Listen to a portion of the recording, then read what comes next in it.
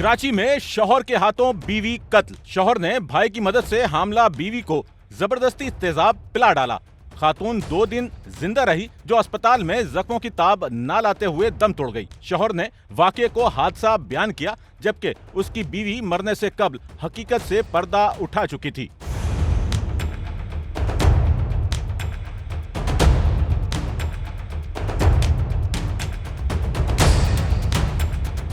Police के मुताबिक Korangi Bilal colony की रिहायशी खातून नूरजहां को तशवीशनाक हालत में जिना अस्पताल मुंतकिल किया गया। डॉक्टर्स ने बताया कि तेजाब पीने के सबब खातून का मुंह, हलक, सांस खाने की नालियां, आंतें जल गई हैं और मुख्तलिफ अंदरूनी अज़ा को भी शदीद नुकसान पहुंचा है, जिसका बचना मुमकिन नहीं।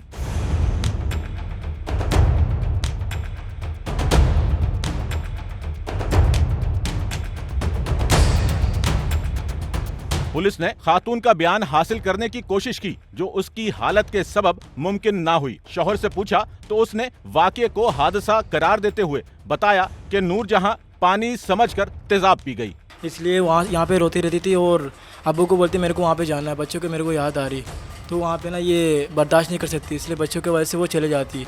तो तीन चार दफ़ा स्टैम्प बना के और जहाँ से जो बड़े लोग हैं वो लोग से वो स्टैम्प बना के वो भेज देते हैं वहाँ पे।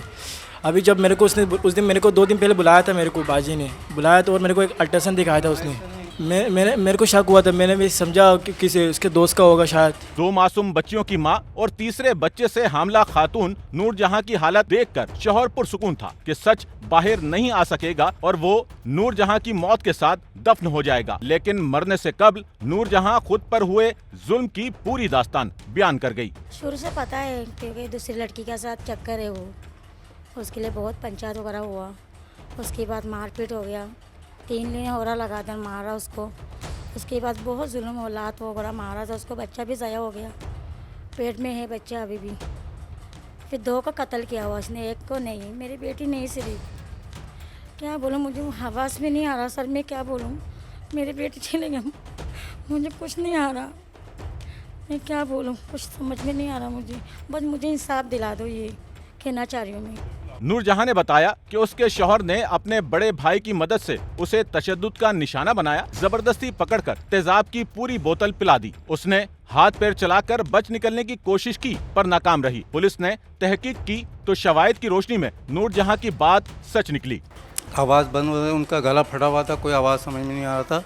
और उससे पहले हमें ये वहाँ को ये बताया गया कि उसको तेज़ाब दिया और हम पुलिस वाले आए थे तहकीकात के लिए। और जिस दिन मैयत उठा था उस दिन पुलिस वाले वहाँ की भी तेज़ाब के निशानों लिए हैं। बीच के कमरे में भी था, पीछे वाले कमरे में था और आगे वाले कमरे में भी था। मेरे साथ ये हुआ, कोई मेरे को अभी तक कोई उसका बंदा कोई भी, मैंने रफ़ीक और अयूब का दोनों के नाम पे FIR कटवाए हैं और अभी तक कोई गिरफ्तार नहीं हुआ। सुनने में आ रहा है कि उनका ज़मानत हो चुकी है। अगर केस है तो मुकदमा कत्ल का है तो कैसे ज़मानत हो गया। आप मैं गरीब आदमी, मैं मजबूर आदमी, आप मुझे इनका इंसाफ चाहिए। वारदात का पर्दा फाश हो जाने पर नूरजहां का शौहर, उसका भाई भाग निकले। पुलिस ने मकतूल नूरजहां के वालिद की मुद्दयत में मुकदमा दर्ज किया और मुल्जिमान की तलाश शुरू कर दी। कराची के माशरे में दरिंदगी और सफाकियत तेजी से सरायत करती जा रही है। इसके असबाब को तलाश करना और इसके सद्देबाब को यकीनी बनाना वक्त की अहम ज़रूरत है।